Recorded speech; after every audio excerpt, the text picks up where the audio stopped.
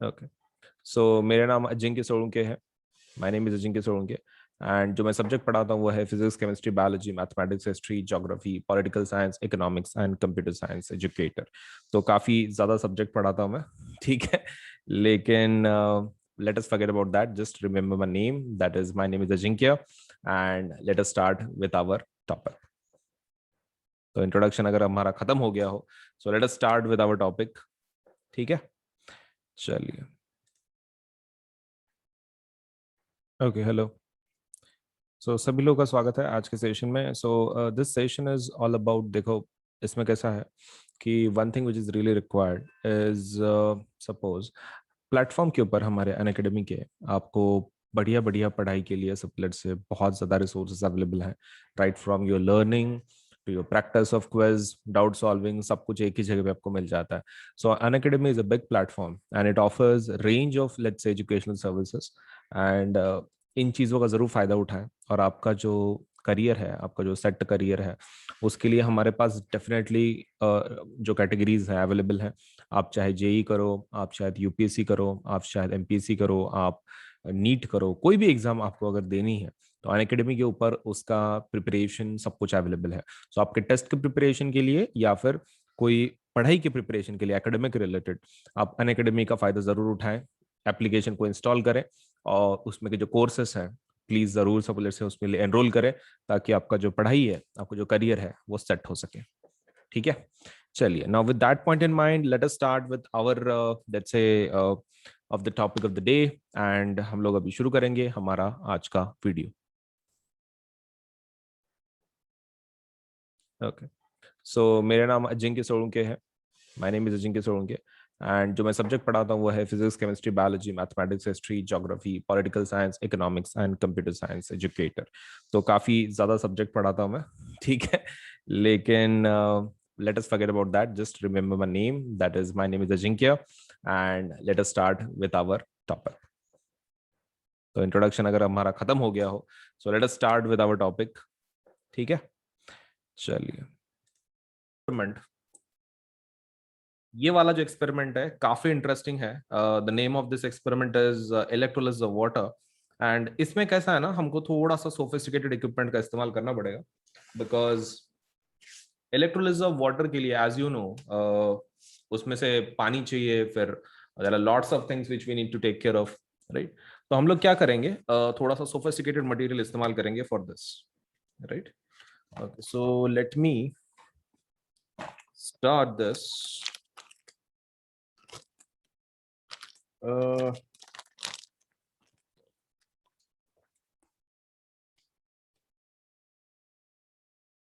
Okay, so let me show you what kind of things we are going to use, right? Okay. The first thing we are going to use is this, and वो क्या है बताता हूँ मैं। Then this one, then एक pin की जरूरत नहीं उसको। Okay, let us just keep this aside. तो ये क्या है exactly? These are graphite rods. तुम्हारे कार्बन के जो ग्राफाइट रॉड्स होते हैं वो है।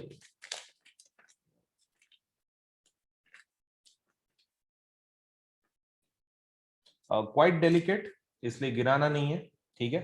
Very delicate.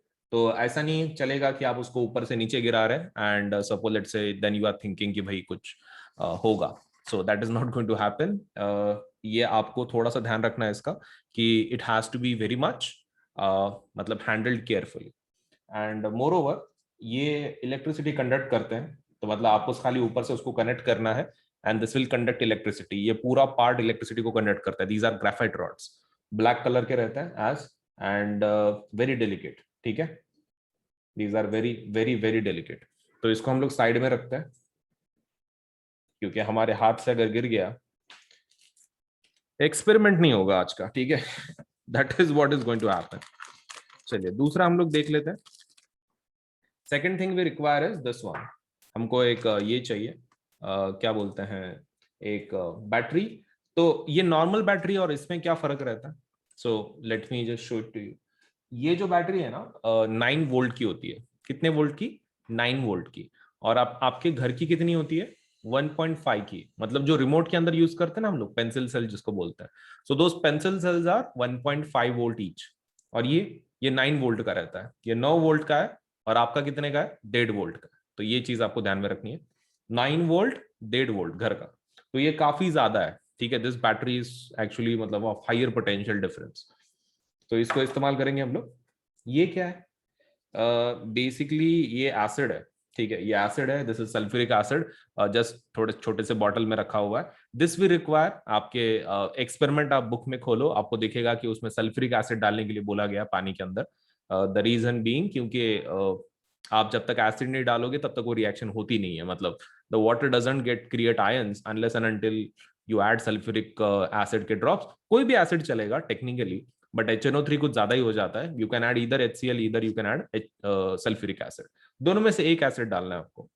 कंटेनर देख लेते हैं हम लोग। तो कंटेनर इज दिस, कुछ नहीं, छोटी सी बॉटल है सिर्फ, ठीक है, plastic bottle. This will be using for electrolysis, ठीक है। इसके अंदर पानी भरेंगे और रिएक्शन कर देंगे, ठीक है, एकदम सिंपल। तो what is the mechanism, mechanism कुछ इस तरह से होगा। हमारे पास दो वायर्स हैं, these are called as crocodile clips. क्या बोलते हैं इसको, क्रोकोडाइल क्लिप्स बोलते हैं इसको। और ऐसा क्रोकोडाइल क्लिप्स क्यों बोलते हैं उसको, द रीजन बीइंग उसका क्रोकोडाइल की जैसा माउथ है, एज यू कैन सी, उसके काफी शार्प एजेस होते हैं, ठीक है। तो इसके अंदर फिंगर डाल के टेस्ट नहीं करना है काफी पॉइंटी होता है, मतलब suppose let's say you should never taste this, क्योंकि काफी लेट्स से उनका प्रेशर काफी अच्छा खासा रहता है। सो क्रोकोडाइल क्लिप्स इसलिए उसको बोला जाता है because it has crocodile like tips, उसके जैसा शेप है, तो इसलिए उसको क्या बोलते हैं, क्रोकोडाइल क्लिप्स बोलते हैं। सो इसको कैसे लगाना है, तो इसको ऐसे लगाते हैं, मतलब इस तरह से, और फिर दूसरा एंड आपको जहां पे लगाना है वो। तो एक काम करेंगे हम लोग, ऐसा कोई नेसेसरी नहीं है कि भाई आपका कौन सा कलर आपको किधर ज्वाइन करना है, मतलब लाइक रेड किधर कनेक्ट करना है या फिर ब्लैक किधर कनेक्ट करना है, वो आपके ऊपर है, राइट। लेकिन हम क्या करेंगे, जो रेड वाला है हम लोग पॉजिटिव के लिए लगाएंगे, जो ब्लैक वाला वायर है वो निगेटिव को लगाएंगे, रेड वाला पॉजिटिव, आर वाला निगेटिव। ओके, सो ब्लैक वाला निगेटिव एंड रेड वाला पॉजिटिव को लगा देंगे। तो इसमें का पॉजिटिव निगेटिव कौन सा रहता है, कैसा पता चलेगा, तो देखो इसके साइड में लिखे वाला रहता है which is positive which is negative. अपनी घर की जो ये होती है ना बैटरी, उसका ऊपर से पॉजिटिव रहता है, नीचे से नेगेटिव होता है, नीचे से नेगेटिव ऊपर से पॉजिटिव। घर की जो आपके जो सेल है जो आपने रिमोट में डाले हुए हैं, वो सेल में ऊपर से पॉजिटिव नीचे से नेगेटिव रहता है। लेकिन ये कैसा है, this is not a cell, this is a battery, ये बैटरी है, ये सेल नहीं है। Okay, so because of that इसका जो ये है आपके जो टर्मिनल्स हैं, तो वो थोड़े से अलग है। पॉजिटिव निगेटिव दोनों ऊपर ही है, पॉजिटिव नेगेटिव दोनों ऊपर ही है। तो इधर का साइड वाला उसके साइड पे लिखे वाला रहता है, as you can see, let me take it as closer as possible, तो आप देख पाएंगे। सपोज लेट से बैटरी के ऊपर, आई थिंक द कैमरा वहां पे ठीक से फोकस नहीं कर रहा है, यहाँ पर पॉजिटिव साइन है और इधर के साइड पे नेगेटिव रहता है। नेगेटिव साइन तो बहुत आराम से दिख रही है, दिस वन ऊपर का टॉप साइड। तो just have to observe from the side कौन सा पॉजिटिव एंड कौन सा नेगेटिव है, ठीक है। इतना इंफॉर्मेशन क्यों जरूरी है, why do we even require this information, क्या फर्क पड़ता है कौन सा पॉजिटिव एंड कौन सा नेगेटिव है। देखो फर्क पड़ता है, फर्क जरूर पड़ता है। फर्क क्यों पड़ता है, because you are going to see whether something is anode और समथिंग इज कैथोड। ऑब्वियसली फर्क पड़ता है, क्योंकि आप पॉजिटिव को जो लगाओगे वो कौन सा होगा, एनोड, जो निगेटिव को लगाओगे वो कैथोड होगा। सो ऑब्वियसली डज मैटर कि पॉजिटिव साइड कौन सी है, निगेटिव साइड कौन सी है। चलिए, सो लेट अस स्टार्ट। हमारा वायर देख लेते हैं। Okay, wires are more than ready. हमारे कार्बन रॉड्स किधर है, ओके। तो ये जो ग्राफाइट के रॉड्स है हम लोग इसको यूज कर लेंगे, इसको ऐसे होल्ड करने के लिए, ठीक है, पानी के ऊपर। मतलब the connection would be something like this, इस प्रकार का कनेक्शन होगा, ठीक है। और इसके अंदर हम लोग क्या करेंगे, हमारे ग्राफाइट रॉड्स को डाल देंगे, ग्राफाइट रॉड्स को इस तरह से इसमें डाल देंगे। तो एक काम कर लेता हूं मैं, लेट मी जस्ट थोड़ा सा मैं मेरे कैमरा एंगल को थोड़ा सा नीचे झुका देता हूं, so that you can see the ये उसके जो गैसेस तैयार हो रहे हैं थोड़ा तो आपको दिखे। आपको इस एंगल पे तो पक्का नहीं दिखने वाले। ओके, सो लेट मी जस्ट थोड़ा सा चेंज करके दिखाने दो। आई जस्ट वांट समवॉट इधर के साइड से, इफ इट इज पॉसिबल, नीचे के साइड से थोड़ा सा। ओके, ये थोड़ा सिर्फ मिरर इमेज हो गया, लेट मी एडजस्ट।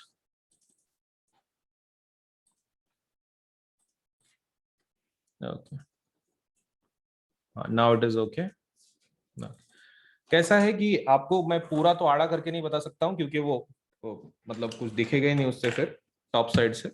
तो because of that I just need to adjust it somewhere, like side से सिर्फ एटलीस्ट गैसेस दिखनी चाहिए आपको तैयार हुई वाली। सो फॉर दैट पर्पज मैं इसको थोड़ा दूर रखता हूँ, एंड आप फिर देख पाएंगे, ठीक है। ओके, मैं इसको हटा देता हूँ क्योंकि this is just creating distraction, तो हमको डिस्ट्रैक्शन नहीं चाहिए वहां पे कुछ भी। I think now it's ready.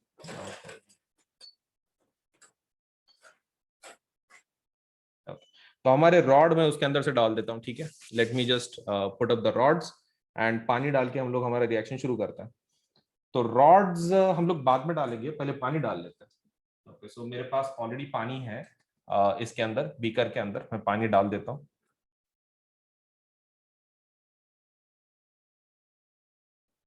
Okay, ज्यादा नहीं डालेंगे, हमको ज्यादा जरूरत भी नहीं है।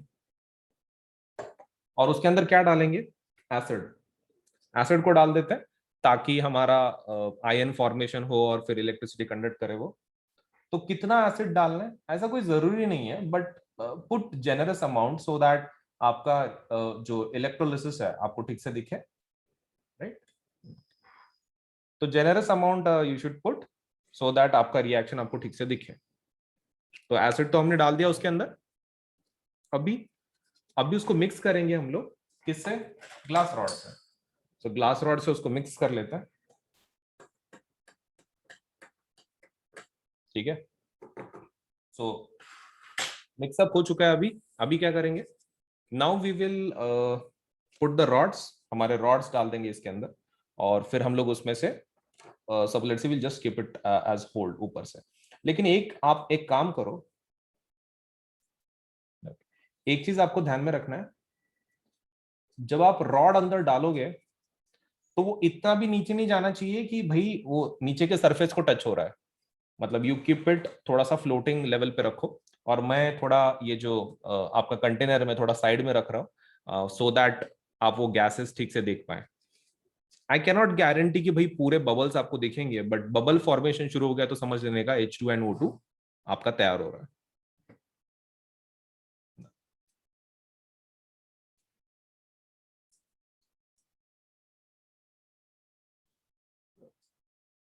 दिख रहा है ये? ओके, ठीक है। At least somewhat somewhat. मैं थोड़ा सा इसको और नीचे ले लेता हूँ। हाँ, मतलब कैसा, एटलीस्ट मैं घुमा के तुमको बता पाऊंगा कि भाई तुमको गैसेस वो बबल दिख रहे हैं क्या। चलिए, तो एक साइड तो हो गई। Now let me add the another one. एक इलेक्ट्रोड हो गया है, दूसरा इलेक्ट्रोड डाल देता हूँ।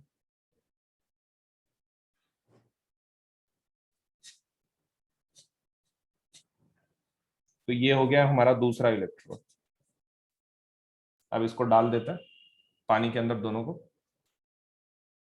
ओके, मुझे थोड़ा ये जो राइट वाला है उसको ऊपर लेना पड़ेगा, पूरा वो नीचे के सरफेस को टच हो रहा है।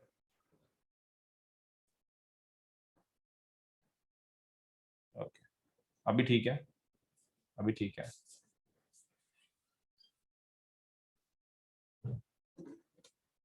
तो साइड में करके मैं एटलीस्ट बता पा रहा हूँ तुमको कि भाई हाँ ठीक है, इधर से बबल दिख जाएंगे और इधर से भी बबल दिख जाएंगे, ठीक है।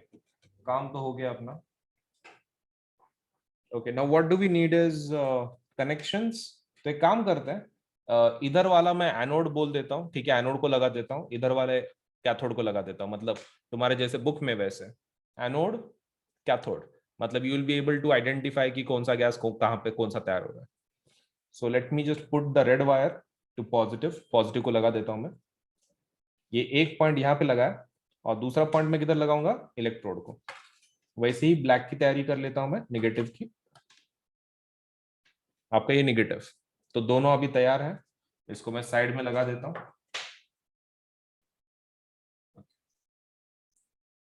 इसको मैं कनेक्शन दे देता हूं अभी।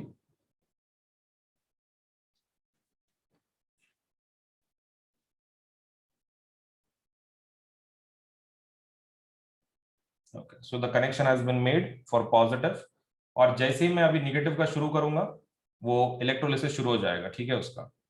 अब इलेक्ट्रोलिसिस बोले तो तुम ऐसा मत समझो कुछ तो भी बहुत ही भारी का रिएक्शन है, it's not like that. Okay, ये गिरा तो चलता है, इट्स नॉट अ प्रॉब्लम, ठीक है। वो क्या बैटरी है, वो कुछ फर्क नहीं पड़ता उसको, आड़ी है कि सीधी है। चलो लगाते ही तुम्हारा शुरू हो जाएगा। सो लेट अस सी कौन से साइड से बबल्स वगैरह तैयार हो रहा है। हमारे हिसाब से ज्यादा अमाउंट किसकी तैयार होती है? हाइड्रोजन की ना। हाइड्रोजन पॉजिटिव रहता है तो निगेटिव की तरफ आएगा, मतलब कैथोड की तरफ। ओके, तो व्हाट विल डू इज हम कैथोड वाला ज्यादा ऑब्जर्व करेंगे, क्योंकि ऑक्सीजन की बबल ज्यादा दिखेंगे नहीं ना हमको, हाइड्रोजन ज्यादा पैदा होने वाला है 2 टाइम्स। ओके, तो what will do is negative side हम लोग ज्यादा ऑब्जर्व करेंगे, ये वाली साइड। लेफ्ट हैंड साइड वाली, ये जो राइट हैंड साइड वाली कैथोड वाली, वो ज्यादा हम लोग ऑब्जर्व करेंगे, we will not be seeing वो दूसरा वाला, ठीक है। चलो इसको लगा देता हूं मैं, and let us see reaction आपका कैसा हो रहा है, ठीक है। ओके, लेट मी जस्ट, ये पूरा ओपन ही नहीं हो रहा, जब मुंह इसका ओपन हो जाए तभी तो होगा रिएक्शन, खुल जा। ओके, लग गया। Okay, so I don't know whether you are able to see or not, मैं क्योंकि मैं तो बबल देख पा रहा हूँ। यहाँ पे दिख रहे हैं आपको उधर के साइड से भी बबल्स कुछ?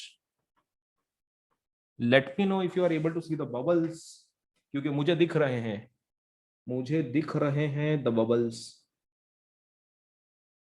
Let me see if I can show it to you. उसमें बबल फॉर्मेशन ऑलरेडी तैयार हो चुका है, इट हैज ऑलरेडी स्टार्टेड। वो दिख रहा है, उसके बाजू में कुछ तो भी ऐसा एक बबल जैसा छोटा छोटा निकल रहा है, that's your hydrogen gas. Hydrogen gas, और उधर से ऑक्सीजन गैस निकल रही है। I don't know whether you are able to see, but I am trying my best. अभी तो दिख रहा होगा, अभी मेरे हाथ से पानी सिर्फ गिरना बाकी है। ये वाला ऑब्जर्व करो, इधर वाला, ये वाला electron. Okay, so that's your let's say reaction की जो आपकी हो रही है, let's say regarding electrolysis of water. I am sorry, हम लोग ज्यादा सबको लेट्स से उसको डिटेल में पूरे पास से मैं नहीं बता पा रहा हूँ because of the camera issue, लेकिन थोड़ा सा ही झलक मिला हमको, ज्यादा नहीं। यहाँ पे देख सकते हैं आप, उधर के साइड पे देखो, ऊपर आ रहा है वो जो थोड़ा सा ऐसा फोम के जैसा कुछ आ रहा है, बबल्स के जैसा, that is your oxygen basically, oxygen है। तो इसको बंद कर देते हैं, late us just remove this.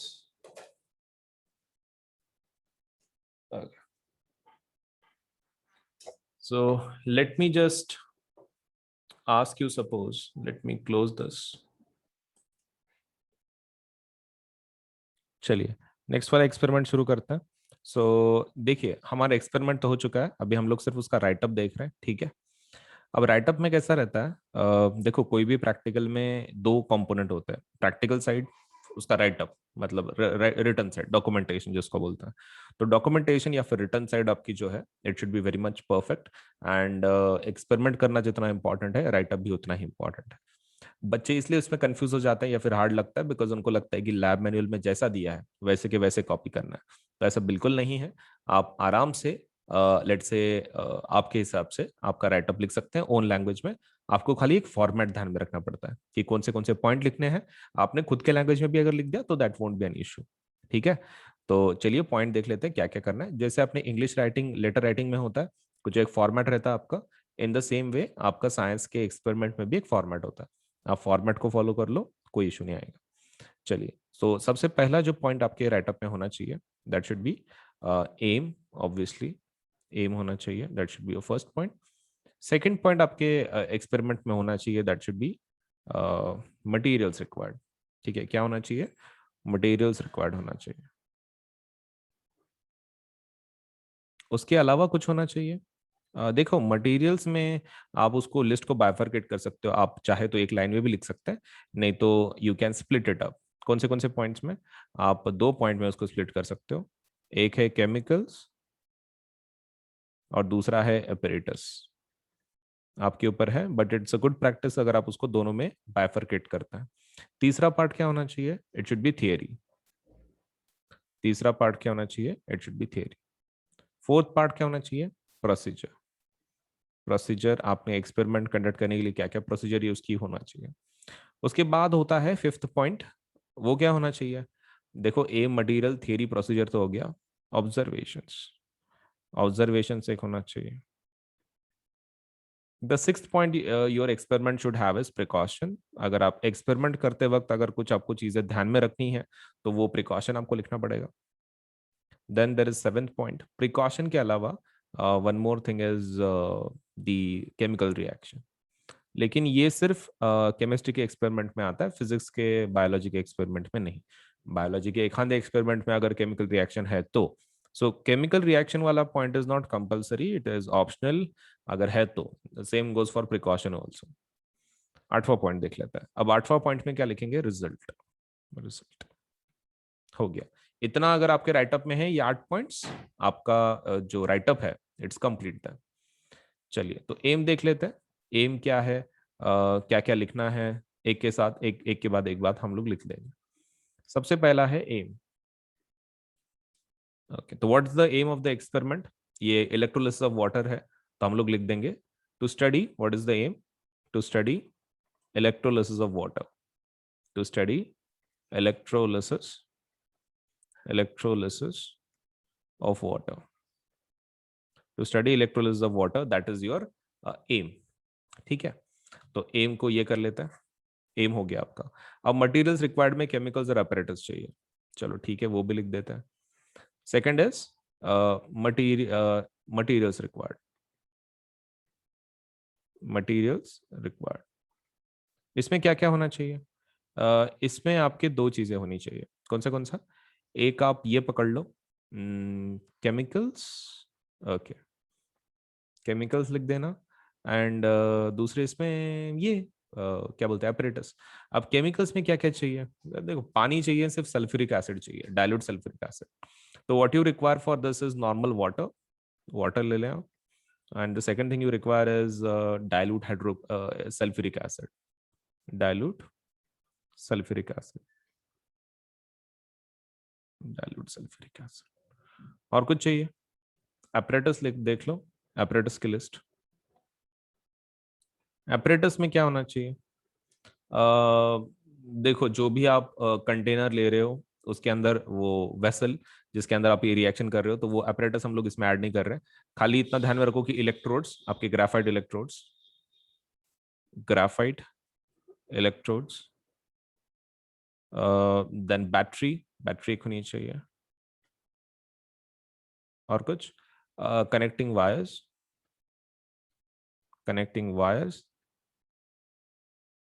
And beaker जैसा कुछ, बीकर या फिर वेसल जो भी आप बोल रहे हैं, बीकर। या फिर सपोज लेट्स से कंटेनर में लिख रहा हूँ ब्रैकेट में, जिसके अंदर आप ये रिएक्शन करवा रहे हो। एंड टेस्ट ट्यूब्स, अगर आपको उसको कलेक्ट करना है तो। टेस्ट ट्यूब्स इज ऑप्शनल, अगर आपको कलेक्ट करना है तब की बात है, ऑप्शनल। ये हो गया मटेरियल्स। केमिकल्स अपरेटस दोनों हो गया। Now let's talk about theory. Theory के बारे में देख देते हैं। चलिए, थ्योरी क्या है इस एक्सपेरिमेंट की? It's actually quite simple. क्या? सबसे पहला हम लोग डेफिनेशन लिखेंगे डिकम्पोजिशन रिएक्शन का। Decomposition reaction, decomposition reaction is a type of is a type of uh, is a chemical reaction, is a chemical reaction in which क्या होता है? Decomposition reaction is a chemical reaction in which a single reactant, a single reactant divides itself, divides itself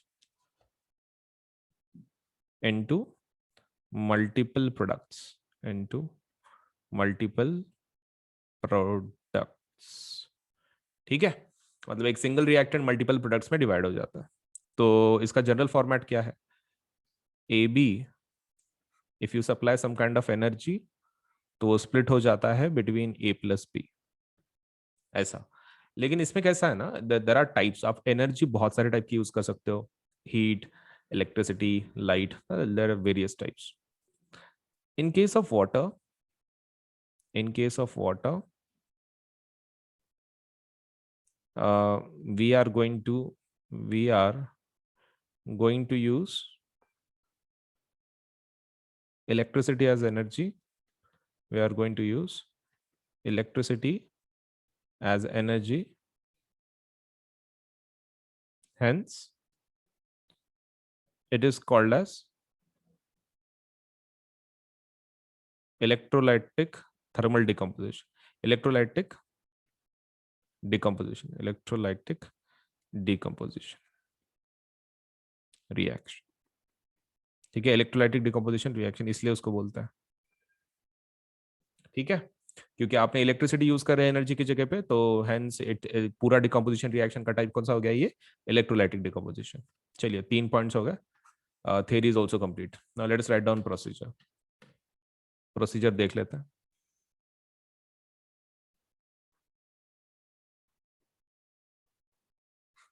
Okay. सबसे पहला point क्या लिखेंगे, arrange the apparatus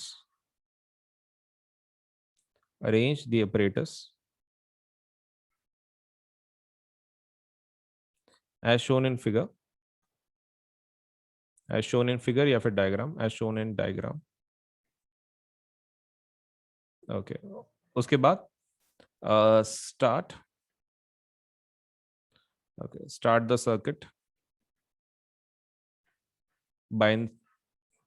the circuit उसके बाद क्या होगा, record the observations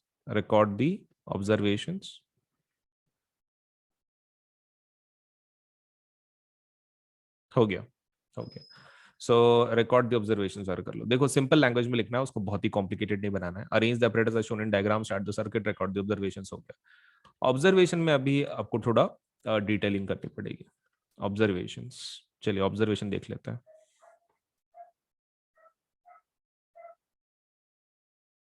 okay, observation में क्या लिखना है, सबसे पहला ऑब्जर्वेशंस के अंदर आपको ये ध्यान में रखना है कि कौन सी गैस कहां तैयार हो रही है। ओके, एट एनोड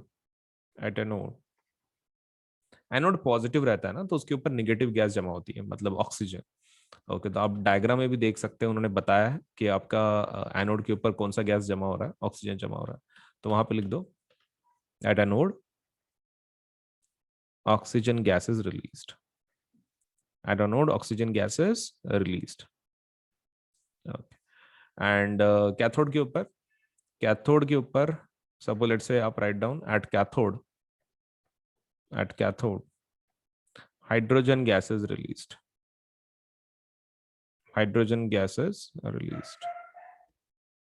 आपको एक ऑब्जर्वेशन लिखना है, gas collected at an cathode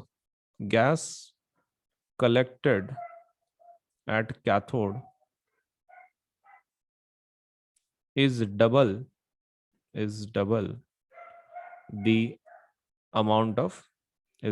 the amount of gas collected at anode,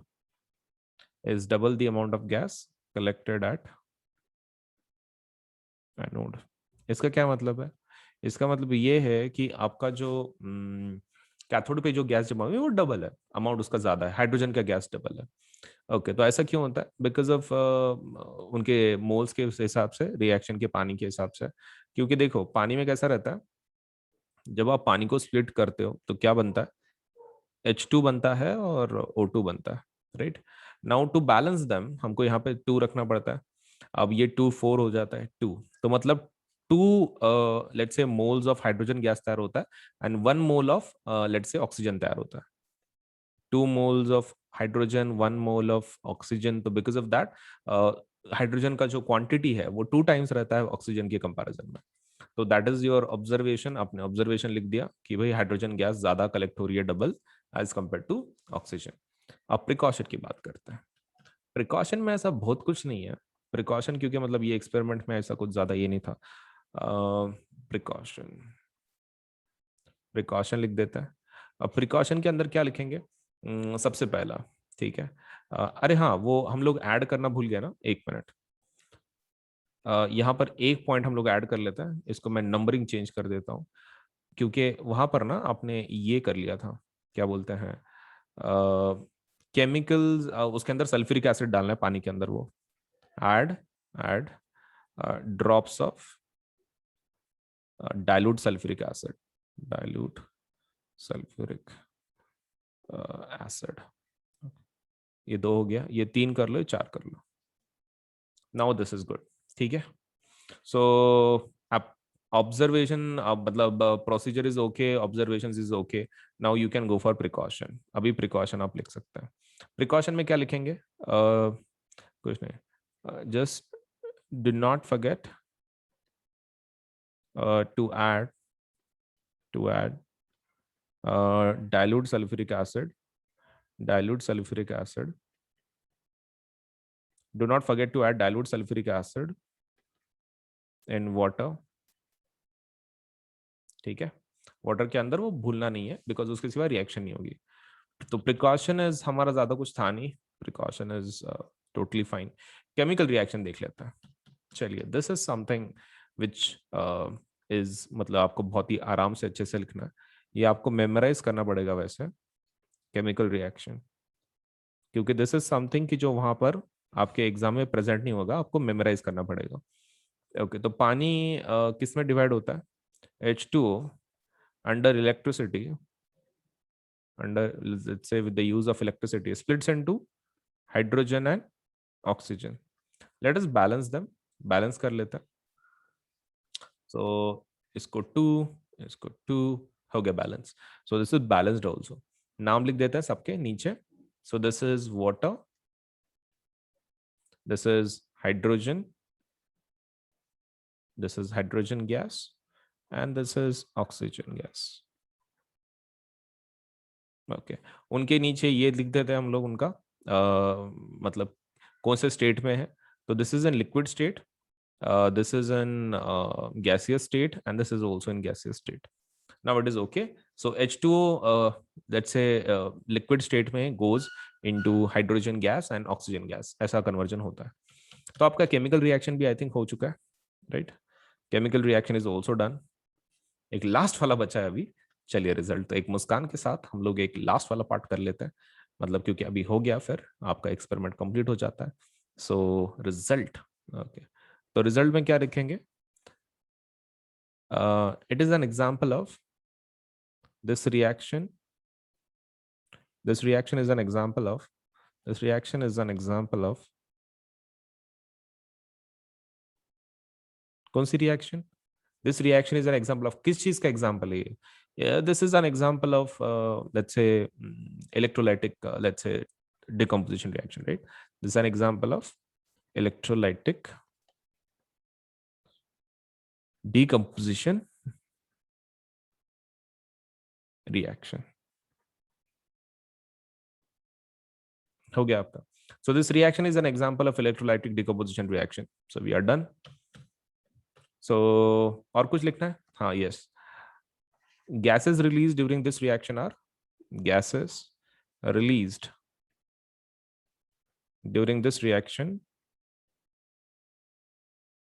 during this reaction are hydrogen and,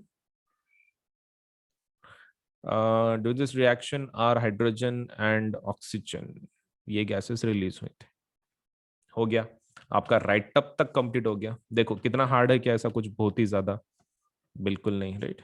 आपका aim, materials required, theory, procedure, observation, precaution, chemical reaction, result, सब कुछ हो चुका है। चलिए, सो प्रैक्टिकल के साथ साथ हमारा राइटअप भी कंप्लीट हो चुका है।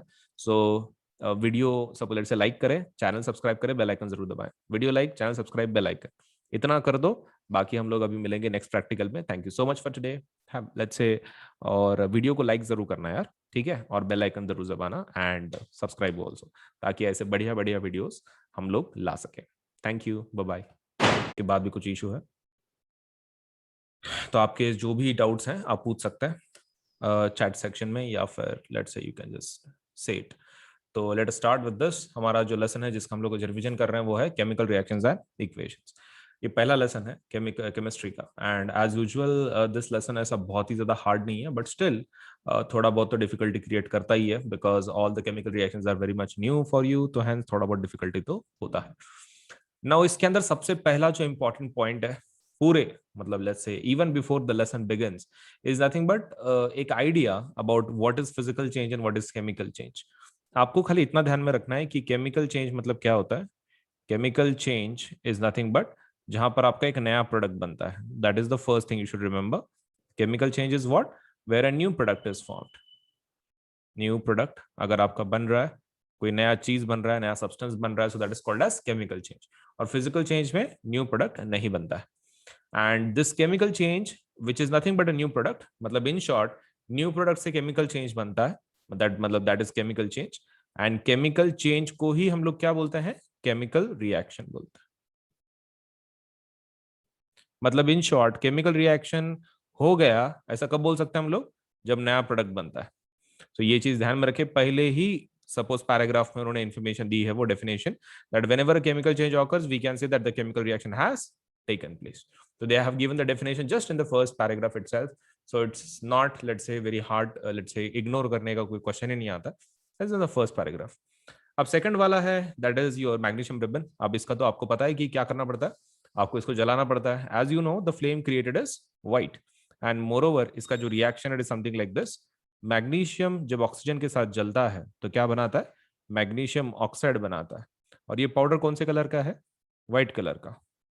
ये पाउडर भी व्हाइट कलर का है, और जब मैग्नीशियम जलता है तो उसकी फ्लेम भी कैसी रहती है, व्हाइट कलर की होती है, व्हाइट फ्लेम, जिसको ब्राइट लाइट, ब्राइट व्हाइट भी बोलते हैं, ब्रिलियंट व्हाइट भी बोलते हैं, लेकिन आपने सिर्फ व्हाइट फ्लेम भी बोल दिया तो भी चलेगा। सी, सामने एडजेक्टिव लगाना इतना नेसेसरी नहीं है, ब्रिलियंट व्हाइट या फिर बहुत ही क्लेवर लाइट या फिर what kind of light, it doesn't matter, you just write down white light, हो गया, उतना ही है। अब इसके अंदर एक क्वेश्चन आपको पूछा जा सकता है, दैट इज कि उसको सैंड पेपर से क्यों रब करते हैं। तो क्यों रब करते हैं, because we want to remove the layer of magnesium oxide जो उसके ऊपर है। अगर आपका मैग्नीशियम रिबन बाहर रखा गया है, लेट्स से टेबल के ऊपर, बहुत दिन तक अरे यूज नहीं किया आपने, उसके ऊपर किसका लेयर चढ़ेगा, ऑक्सीजन का। Oxygen in the atmosphere will react with magnesium, creating a layer of magnesium oxide around it, and the best way to remove it is by using sandpaper। तो ये सैंड पेपर को ध्यान में रखना। बच्चे इसमें बहुत सारी मिस्टेक करते हैं, बच्चे लिटरली उनको वर्ड याद ही नहीं आता कौन से पेपर से घिसते हैं। तो what they right down in the exam is magnesium ribbon को रफ पेपर से घिसते बोल के, that is what they write down if they do not find out the correct word. So I would urge you to remember this word, that is sandpaper। ठीक है, क्योंकि last ultimate फिर बच्चे क्या लिख देते हैं, रफ पेपर लिख देते हैं। तो डू रिमेंबर सैंड पेपर से घिसना पड़ता है। Another point that is lead nitrate. By the way ये कौन सी रिएक्शन है, what kind of reaction is this. सीधा सीधा है, एक ही प्रोडक्ट बन रहा है तो दिस इज कॉम्बिनेशन रिएक्शन। मतलब आपका पहला जो रिएक्शन है वो कॉम्बिनेशन है, क्योंकि एक ही प्रोडक्ट बन रहा है, combination. Now let us go for the second one. Second reaction is lead nitrate, activity number 1.2, lead nitrate and potassium iodide। ठीक है, तो lead nitrate लिखते हैं। What is lead nitrate? That is PbNO3 taken twice। और उसके अंदर क्या डाल रहे हो आप, पोटेशियम आयोडाइड, Ki। ओके, तो क्या बनता है इससे, वो लेड आयोडाइड बनता है, PbI2, और दूसरा क्या बनता है, KNO3। Now as you know this is precipitate reaction, so this has to be taken in aqueous form। और इन दोनों में से येलो कलर कौन रहता है, हमने उसको येल्ली बोल के हमने रखा हुआ है, येल्ली, राइट, मतलब लेड आयोडाइड। ओके, तो दैट इज लेड आयोडाइड, ये येलो कलर का,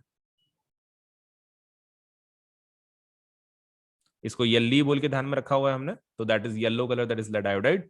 and KNO3 that is just in aqueous state, और ये सॉलिड फॉर्म में, प्रेसिपिटेट है ना, तो सॉलिड फॉर्म में।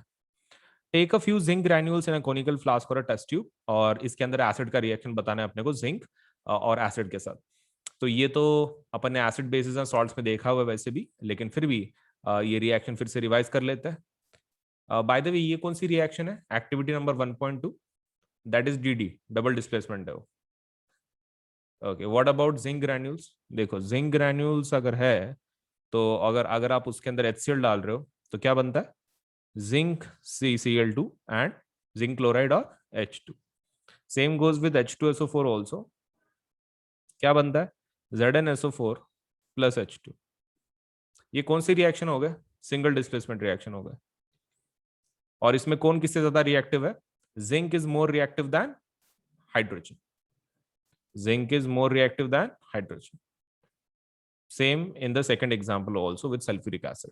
ज्यादा रिएक्टिव है इसलिए सिंगल डिस्प्लेसमेंट रिएक्शन है ये, और simply put it is displacement reaction. अभी यहां पर आपके प्रूफ्स हैं कि क्या होने के बाद हम लोग बोल सकते हैं कि केमिकल रिएक्शन है। देखो हमारे हिसाब से तो नया प्रोडक्ट बनता है तब केमिकल रिएक्शन है, राइट?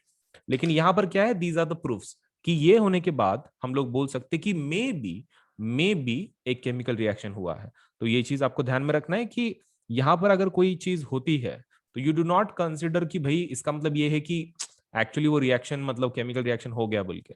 जैसे कि मान लो चेंज इन टेम्परेचर या फिर चेंज इन स्टेट चेंज हो गया बोल के केमिकल रिएक्शन हुआ, ऐसा हम लोग कंफर्मली बोल नहीं सकते, बट हम लोग क्या बोल रहे हैं? May be. सो ये मे बी के प्रूफ्स हैं, these are maybe proofs. और इसको हम लोग याद कैसे रखें? CGST के नाम से। CGST के नाम से ध्यान में रखा हुआ है। दैट इज कौन से? Colour, then G is nothing but for your gas, S is for your state, and T is for temperature. तो color, gas, state, temperature। तो color, gas, state and temperature ये changes अगर होते हैं तो हम लोग क्या बोलते हैं? That there might be some chemical reaction which has happened। ठीक है, so this is your first point। Let us see इसके अंदर अगर कुछ issue है तो ये हमारे मे बी के प्रूफ्स थे। Late us go into chemical equations. अब केमिकल इक्वेशंस में देखो यहाँ पर ऐसे बहुत सारी चीजें कि जो जस्ट कचरा है, तो हम लोग ज्यादा उसके ऊपर फोकस नहीं करेंगे, खाली छोटे छोटे जो चीजें हैं वो बता देंगे। LHS पे क्या लिखते हो आप? LHS के ऊपर आप क्या लिखते हैं? एंड RHS के ऊपर क्या लिखते हैं ये आपको पता होना चाहिए इक्वेशन के। तो it's a very simple one. LHS पे क्या रहता है? रिएक्टेंट, ठीक है, एंड आपका RHS पे क्या रहता है? प्रोडक्ट रहता है, राइट? तो reactant on LHS and product on RHS। And अगर आपको मोर देन वन रिएक्टेंट या फिर मोर देन वन प्रोडक्ट बताना है तो कौन सा साइन यूज करते हैं? Plus sign. If you want to show more than one reactant or more than one product, you need to use plus symbol. Plus symbol आपको यूज करना पड़ता है। अब बात करते हैं, ये तो हमारा हो गया साइंस के बारे में। What about word equation? Okay, तो वर्ड इक्वेशन ये रहता है, this is your word equation. मतलब फॉर्मूला नहीं लिखना है, शब्दों में रिएक्शन लिखनी है। शब्दों में अगर रिएक्शन लिखी हुई है तो दैट इज वो word equation. Okay, what about formula? Okay, अगर फॉर्मूला वगैरह लिखते हैं तो हम लोग उसको क्या बोल सकते हैं? These are called as chemical equation. तो this is a chemical equation. And what was the previous one? Word equation. Word equation मतलब सिर्फ वर्ड्स हैं, केमिकल इक्वेशन मतलब विद एक्चुअल फॉर्मूला। नो, इसके बाद there is something called a skeletal chemical equation. Now what is skeletal chemical equation? That means unbalanced chemical equation. Unbalanced chemical equation is called a skeletal chemical equation. मतलब हमने तीन देखे, word equation, chemical equation, skeletal chemical equation. Okay, तो word equation मतलब सिर्फ words हैं, chemical equation मतलब फॉर्मूले के साथ है, स्केलेटल केमिकल इक्वेशन बोले तो unbalanced chemical reactions. Now let us talk about how to balance. अब हाउ टू बैलेंस में suppose let's say you already know the method, so हम लोग उसको ज्यादा कुछ घिसेंगे नहीं उसके अंदर। So let us just skip that part. हाँ, उसके अंदर कुछ जो इंपॉर्टेंट है वो खाली देख लेते हैं। Step number 5 is not that much important. हाँ, स्टेप नंबर 7 में कुछ चीजें हैं कि जो आपको याद रखनी पड़ेंगी, जैसे कि G, L, A, Q and S। इसके मतलब क्या है? तो G का मतलब क्या होता है? गैस, L का मतलब लिक्विड, AQ का मतलब एक्वियस और S का मतलब सॉलिड। अब यहाँ पर एक बच्चों को कंफ्यूजन होता है, बच्चे गैस सॉलिड ये ठीक से समझ लेते हैं।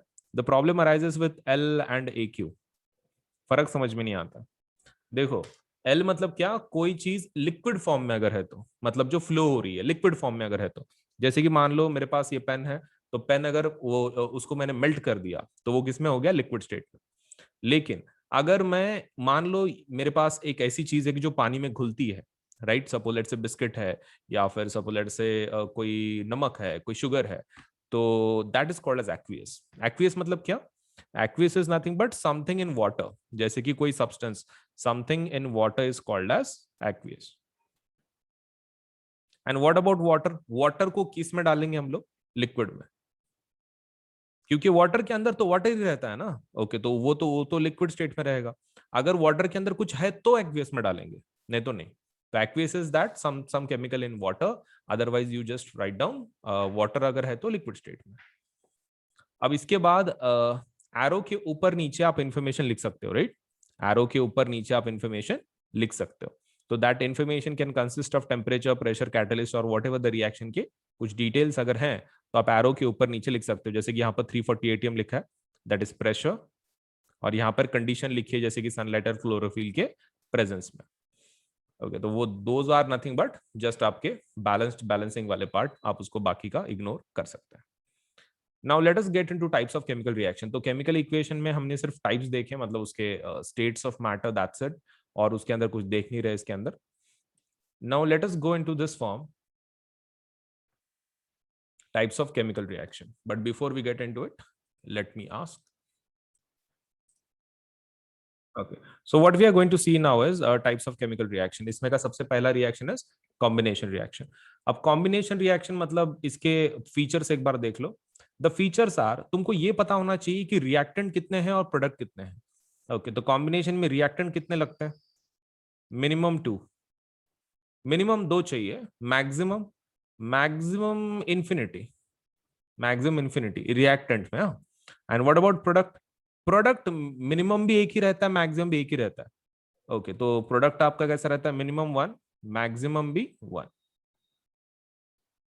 सो प्रोडक्ट आपका एक ही बनता है, ओनली 1, नहीं तो एक काम करते हैं और वो उससे बहुत कंफ्यूजन क्रिएट होगा।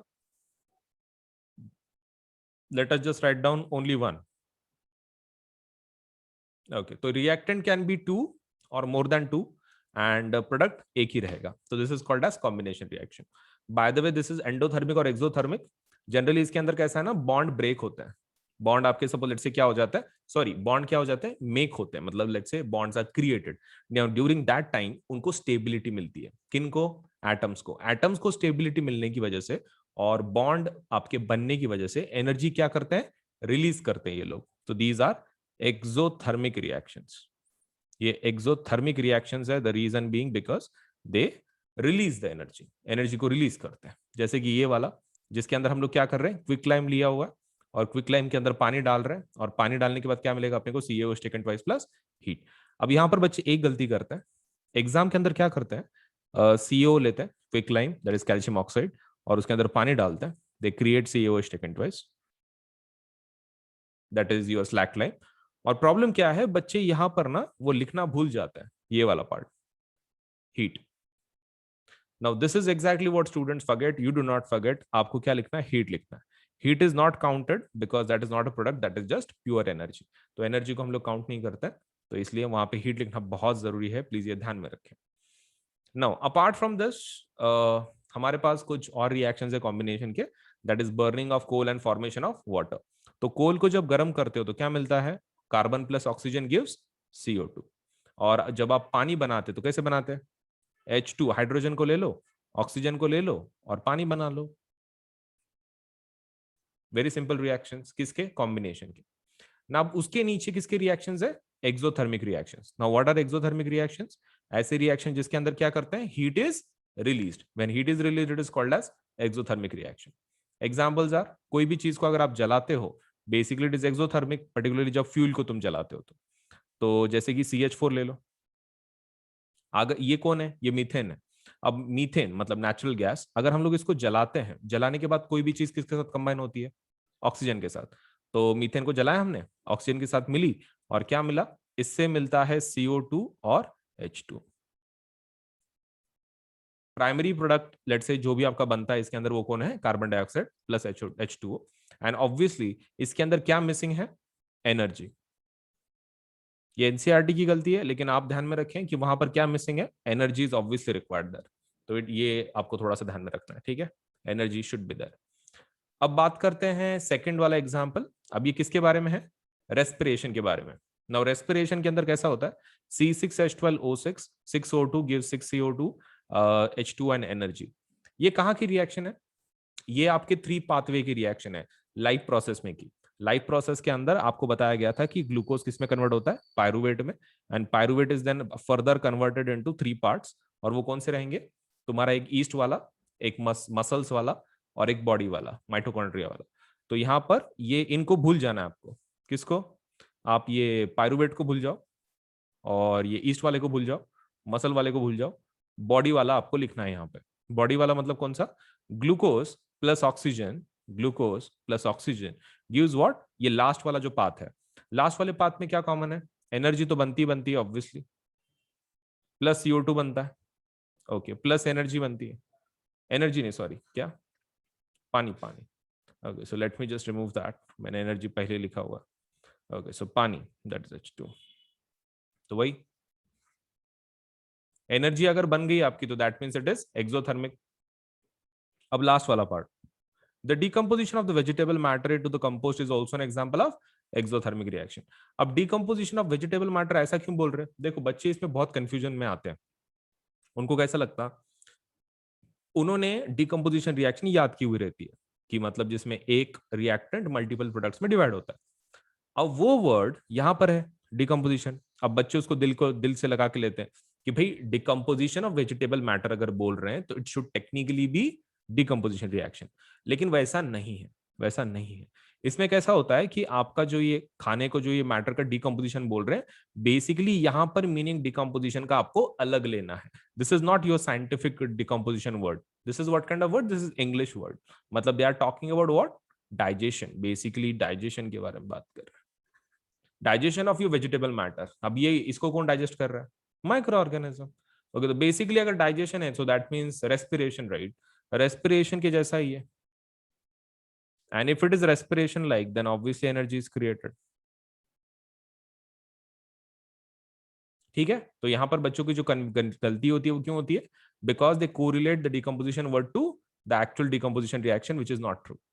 वहां पर मीनिंग क्या है? डाइजेशन की बात कर रहे हैं, वो तो बस इंग्लिश वर्ड है तो यूज कर लिया उन्होंने। हाँ, but according to me they should have avoided that, बच्चों को चुप कंफ्यूजन होता है। चलिए नाउ अभी मैं डिकम्पोजिशन लेता हूं, हम लोग 2 रिएक्शन देखेंगे और फिर उसके बाद तुम्हारे जो भी डाउट्स हैं हम लोग शुरू करेंगे। नहीं तो एक काम कर लेते हैं, यहीं तक ही एक एक करके यूज पूछ लेते हैं। चलिए फेरस सल्फेट के बारे में जानते हैं, तो ये रिएक्शन कैसी है? डिकम्पोजिशन। फर्स्ट थिंग, इसके डिटेल्स हम लोग देख लेते हैं। डिकम्पोजिशन में रिएक्टेंट्स कितने होते हैं? Only one. ये कॉम्बिनेशन की पूरा उल्टा है, सिर्फ एक ही रिएक्टेंट होता है और product, product minimum 2, minimum 2, maximum infinity. Minimum 2 तो होते ही होते हैं, 2 से ज्यादा भी हो सकता है, तो दैट इज डिकम्पोजिशन रिएक्शन। अब ये हो गया डिकम्पोजिशन के बारे में, मतलब जस्ट एक बेसिक इन्फॉर्मेशन कि हाँ एक रिएक्टेंट होता है, मिनिमम 2 प्रोडक्ट होते हैं या फिर मल्टीपल होते हैं। And by the way this is endothermic और एक्सोथर्मिक, उल्टा है कॉम्बिनेशन के, combination is exothermic, so this must be endothermic. और ये एंडोथर्मिक क्यों रहते हैं? द रीजन बीइंग, ये रिएक्शन के अंदर क्या होता है? बॉन्ड्स ब्रेक होते हैं। बॉन्ड्स क्या होते हैं? ब्रेक होते हैं। वो ब्रेक करने के लिए बॉन्ड्स को क्या लगती है? एनर्जी लगती है। दैट्स वाई डिकम्पोजिशन रिएक्शन कैसे है? एंडोथर्मिक है, मतलब हीट एब्सॉर्ब करते, अपने बॉन्ड को ब्रेक करते और फिर सेपरेट होते हैं। तो बॉन्ड ब्रेकेज के लिए आपको एनर्जी की जरूरत पड़ती है। तो एग्जाम में they can ask you why decomposition reactions are endothermic in nature, the reason being because the bonds are breaking, for that we require energy to break them। पहला रिएक्शन है फेरस सल्फेट के बारे में। Ferrous sulphate का colour कैसा रहता है? Green colour, okay. और फिर इसको गर्म करना है, गर्म करने के बाद आपका फेरस सल्फेट किस में कन्वर्ट होता है? Late us see the reaction. मान लो आपके पास फेरस सल्फेट है FeSO4, after you heat it up आपको क्या मिलता है? Fe2O3, SO2, SO3, 3 प्रोडक्ट है। FeSO4 को हीट करने के बाद Fe2O3, SO2, SO3। अब इसके अंदर FeSO4 जो वो कौन सा कलर है? Green colour. और आपका Fe2O3 कैसा है? Brown colour. ये हमने एक्चुअल केमिकल रिएक्शन देखी हुई है, so you should remember this कि भाई उसके कलर कौन से है, it has to be memorised. अब बात करते हैं, ये तो हमारे कलर के बारे में हो गया। नो, उसके अंदर सल्फर डाइऑक्साइड या फिर सल्फर ट्राइऑक्साइड होने की वजह से कौन सा स्मेल आएगा? सल्फर लाइक स्मेल आएगा। दो वो गैस है ना, sulphur dioxide, sulphur trioxide, exam में आपको पूछ सकते हैं कि what kind of smell do we get from them, so it is sulphur like. ज्यादा कुछ है नहीं। And by the way test tube के अंदर कुछ होता है क्या? तो यस, टेस्ट ट्यूब के अंदर कुछ क्या होगा? पानी जमा होगा, water, some kind of water will be deposited there. Now next reaction is about calcium carbonate को अगर आप हीट कर रहे हो तो। Now calcium carbonate is what, see calcium carbonate अगर जब आप हीट करते हो CaCO3 तो क्या मिलता है, CaO और H2O, उसमें का पानी बाहर निकलता है, राइट। बट यहाँ पर बेसिक रिएक्शन कैसा है ना, when it is consistent of water only then, but as this is not suppose let us say water based kind of compound जैसे हमारा पहले था ये वाला FeSO4 में कैसा था कि देयर वाज वाटर कंटेंट, तो बिकॉज ऑफ दैट हमारा पानी बाहर निकला था। H2O का कंटेंट होता है, तो यहाँ पे हमने बताया नहीं है, लेकिन as you have seen the reaction तो उसमें पानी निकलता है। हालांकि इसमें भी पानी निकलता, लेकिन इसमें पानी का कंपोनेंट होता नहीं है। सो because of that which gas remove हो जाती है फिर, CO2। तो ये चीज ध्यान में रखना है, पानी रहा तो ही पानी निकलता है डिकम्पोजिशन में, अपने आप बनता नहीं है। So if it is there in the let's say suppose compound itself only then, क्या हम लोग देख के बता सकते हैं कि सच में उसमें से पानी निकलेगा कि नहीं? Technically yes, technically yes. कैसा है, ये जो सॉल्ट होते हैं ना, अगर हाथ में लो तो थोड़े से गीले लगते हैं, मतलब even though there is no water added, कुछ भी वाटर एडेड नहीं है, लेकिन हाथ में लेने के बाद ना थोड़ा सा गीला फीलिंग होता है। ओके, तो that kind of thing is nothing but, उसको आप गर्म करते हो तो क्या मिलेगा, उसमें से पानी निकलेगा। अब कैल्शियम कार्बोनेट को देखते हैं, गर्म करने के बाद क्या मिलता है, calcium oxide and what, your CO2। और ये कहां पर यूज होता है, obviously cement industry, and this is called as thermal decomposition. तो अपने बुक में थर्मल डिकम्पोजिशन के 3 रिएक्शन है, फेरस सल्फेट वाला, कैल्शियम कार्बोनेट वाला, और तीसरा कौन सा, हमारा लेड नाइट्रेट वाला। अब लेड नाइट्रेट ओरिजिनल कलर क्या है पाउडर का, व्हाइट। आपने एक कलर देखा हुआ है, व्हाइट कलर का पाउडर है ये। और जब ये ब्राउन फ्यूम्स निकलते हैं, ये किसके रहते हैं, NO2 के। नाइट्रोजन डाइऑक्साइड की गैस रहती है, ये जो लाल कलर का निकलता है बाहर, तो that is basically your nitrogen dioxide, brown fumes, basically reddish brown fumes. Now जब लेड नाइट्रेट को आप गर्म करते हो तो क्या क्या निकलता है उसमें से, सेम थिंग जैसे कि lead oxide, NO2 and O2। तो ये चीज आपको ध्यान में रखना है, वैसे भी इसका टेस्टिंग हमने किया है ऑक्सीजन का।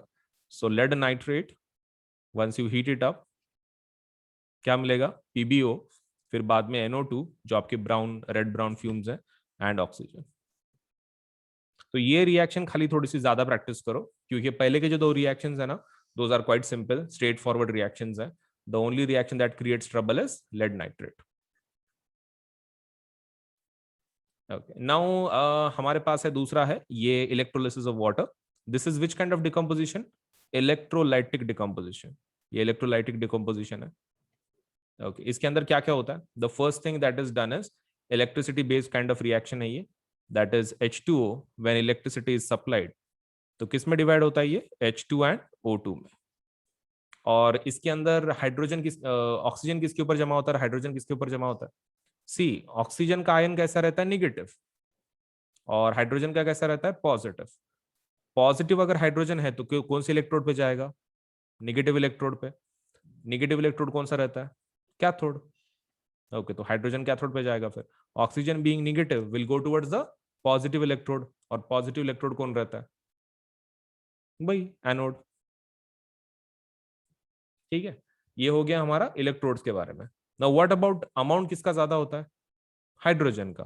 तो एग्जाम में आपको अगर पूछा कि कैसे हाइड्रोजन का अमाउंट ज्यादा है, तो आपको क्या करना है, पहले रिएक्शन लिख देनी है पानी की तैयारी करने की, फिर इसको बैलेंस करना है आपको।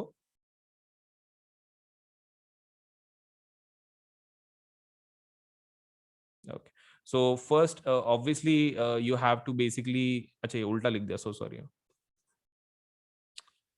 मैंने पानी बना लिया, मुझे पानी से H2 एंड हाइड्रोजन बनाना है, जोशम जोश। Okay, so H2O gives what, H2 plus O2, और इसको बैलेंस कर लो। सो दैट इज ये ऑक्सीजन 2 और ये 2। ओके, तो आपको एक्सप्लेन कैसे करना है, यहाँ पर 2 आपके मोल्स बन रहे हैं हाइड्रोजन के, और यहाँ पर 1 मोल बन रहा है हाइड्रोजन। उसके सामने कुछ नहीं है ना, बोले तो 1 मोल है। तो for every 1 mole of oxygen 2 moles of hydrogen is created, that's why the quantity of hydrogen is more as compare to oxygen. Oxygen के कंपैरिजन में इसलिए वो डबल है। इस तरह आपको एक्सप्लेन करना है 2 मोल 1 मोल का concept.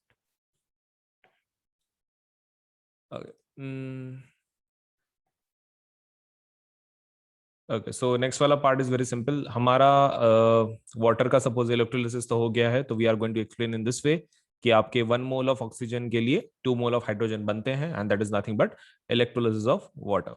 Now what we are going to do is एक last one. This was electrolytic decomposition, and अभी कौन सा है? फोटोलिटिक डिकम्पोजिशन, मतलब सनलाइट वाला फोटोलिटिक डिकम्पोजिशन. अब इसके अंदर क्या करना है आपको? सिल्वर क्लोराइड लेना है. Now silver chloride is AgCl. AgCl कहाँ पे रखना है आपको? सनलाइट में.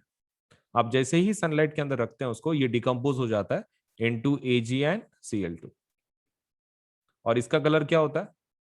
इसका कलर होता है व्हाइट. और किस में कन्वर्ट होता है? ग्रे कलर में.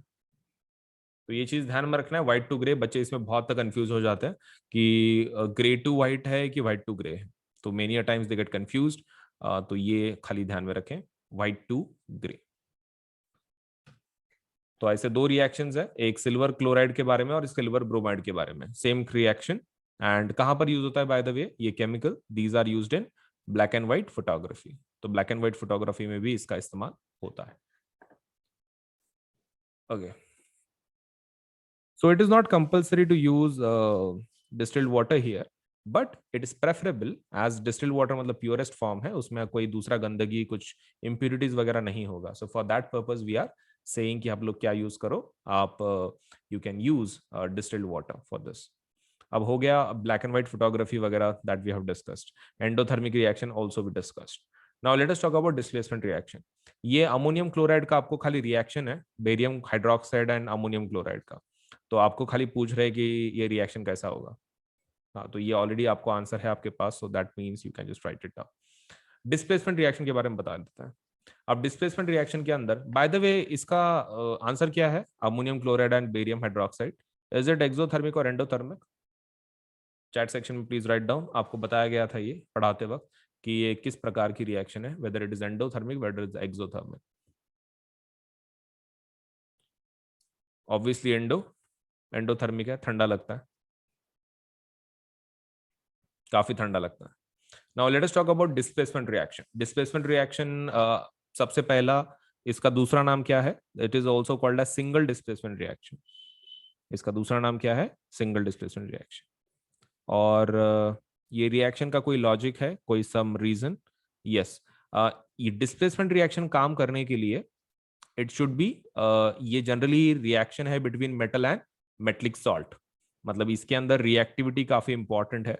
जो भी ज्यादा रिएक्टिव है वो डिस्प्लेस करता है. तो इसके अंदर एक सिंपल लॉजिक ये है, displacement reaction works because a metal has, suppose let's say a certain metal has more reactivity than other metal, तो वो डिस्प्लेस करता है. जैसे कि फॉर एग्जांपल हमारा आयन को ले लो, कॉपर सल्फेट ले लो सॉल्यूशन. ये आपको हमेशा एक्वियस फॉर्म में लेना है. मतलब जो मेटल सॉल्ट है that has to be taken in aqueous form. और मेटल को आपको लेना है सॉलिड फॉर्म में. ओके, तो सॉलिड फॉर्म में मेटल लो, मेटल सॉल्ट को आपको एक्वियस फॉर्म में लेना है.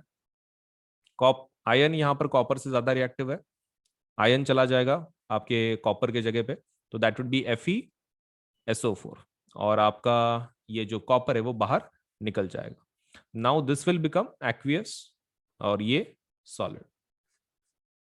तो ये चीज आपको ध्यान में रखना है कि metal plus metal salt creates again a salt, and फिर एक मेटल आपका बाहर निकलता है. तो यहाँ पर जो कलर है आपके कॉपर सल्फेट का वो क्या हो जाएगा? फेंट हो जाएगा. जो ओरिजिनल कलर है वो क्या हो जाएगा? फेंट हो जाएगा. And what's the reason? Displacement. Basically reactivity ज्यादा थी. नाउ मेन क्वेश्चन आपको एग्जाम में आपको पूछ सकते हैं कि आयन नेल का कलर किस में से किस में कन्वर्ट हुआ. तो आयन नेल का ओरिजिनल कलर क्या होता है? ग्रे. ठीक है, डार्क ग्रे या फिर एश ग्रे काइंड ऑफ कलर होता है आपके नेल्स का, आयन नेल्स का. और वो उसका कलर कैसे हो जाता है? ब्राउनिश हो जाता है. तो ये चीज ध्यान में रखें. ब्राउन क्यों होता है? क्योंकि उसके ऊपर किसका लेयर चढ़ता है? कॉपर का लेयर चढ़ता है, तो basically becomes brown. Now let us talk about another one, that is ZnCuSO4. Again ZnCu का जगह लेता है as Zn is more reactive than copper, and यहाँ पर आपका lead is more reactive than copper. Okay, so this reaction works only because उसकी reactivity ज्यादा है. अब इसके लिए मैंने तुमको ये तो याद करा के लिया है रिएक्टिविटी सीरीज, तो I hope you remember it. That is प्यारा सुप्रीम कोर्ट, माजल एंड हाई कोर्ट मैसेज. आपको पूरी तरीके से याद करा के लिया हुआ है एंड आई होप आपने वो सभी एलिमेंट्स के नाम याद रखे हुए सिक्वेंशियली। चलिए आगे बढ़ते हैं। Now it is a double displacement reaction. Now double displacement reaction because of what? सबसे पहला, इसको दूसरा नाम क्या है? It is also called as precipitate reaction. इसका दूसरा नाम क्या है? It is also called as precipitate reaction. क्यों? क्योंकि इसके अंदर क्या बनता है? प्रेसिपिटेट बनता है।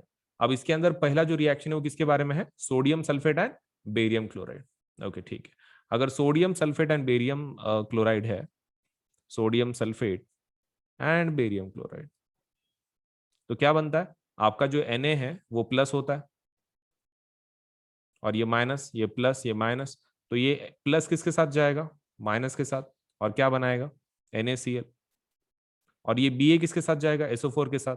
दोनों का वैलेंसी 2 है, तो वो क्या बनाएंगे? Barium sulphate. अब ये तो घर का नमक है, ये दोनों एक्वियस फॉर्म में लिखते हैं। That is also one of the necessary conditions कि आपका डबल डिस्प्लेसमेंट में क्या जरूरत है? एक्वियस सॉल्यूशन में होना चाहिए। एक्वियस स्टेट में आपके सॉल्ट्स होने चाहिए, उसके सिवा ये रिएक्शन नहीं होगी। नो, BaCl2 बन गया। अब यहां पर ये एक्वियस है और बेरियम सल्फेट कैसा? आपका सॉलिड है। Now this solid is in which colour? White colour. ये व्हाइट कलर कलर चेंज होता है ना, तो obviously this is white colour के इसमें।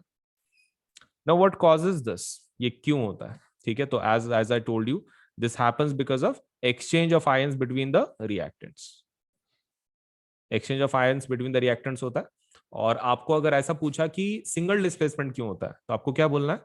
Single displacement reaction occurs because one metal is more reactive then other metal. So that is your reason. One metal is more reactive than another metal, and that too from its salt.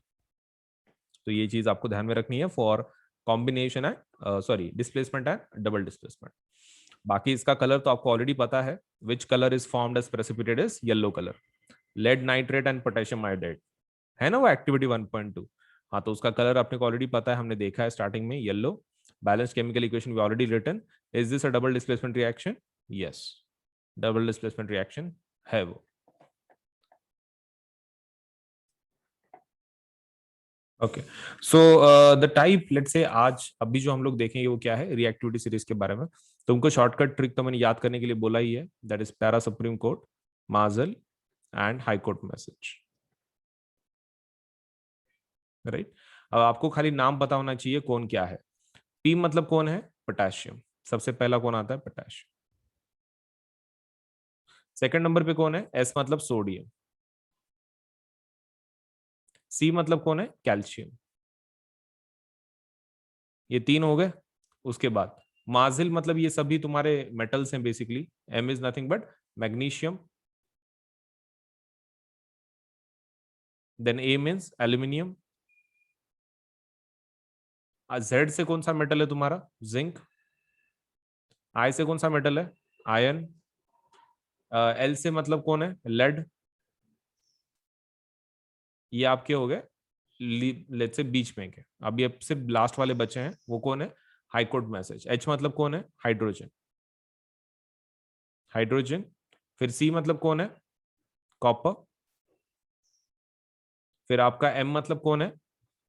M mercury. और फिर बाद में S मतलब कौन है? Silver. और last में कौन आ जाता है? गोल्ड। ये सीरीज आपको ध्यान में रखनी है। Potassium, sodium, calcium, magnesium, aluminium, zinc, iron, lead, hydrogen, copper, mercury, silver and gold. So आपके रिएक्टिविटी के हिसाब से आपको मैच करना है। एक सिंपल एग्जांपल ले लेते हैं। सपोज मान लो, मैं इसको मिटा देता हूं। अभी आप जानना चाहते हो कि ये रिएक्शन होगी कि नहीं होगी। आप कॉपर सॉरी लेड और कॉपर के बीच में, तो कॉपर को लेड हटाएगा कि नहीं, हमको वो देखना है। तो पहले फाइंड आउट करो लेड किधर है। ओके, तो लेड आपका रहा ये, दिस इज योर लेड। और आपको कॉपर एक ढूंढ लो आपकी लिस्ट में। कॉपर का है ये वाला। So lead is more reactive than copper. Lead is more reactive than copper, so definitely lead will displace तुम्हारा कॉपर। तो पीबी किसकी जगह पे आ जाएगा? सीयू की जगह पे, और सीयू बाहर निकल जाएगा। तो that is your reactivity series. इसको याद कर लेना है। अगर आपसे अभी याद नहीं होता है तो कोई दिक्कत नहीं, you can also memorise this in third, जो आपका चैप्टर है उसके अंदर भी आप उसको याद कर सकते हैं। दैट इज ऑल्सो फाइन, लेकिन तब तक के लिए याद कर लो क्यों उसको छोड़ देना।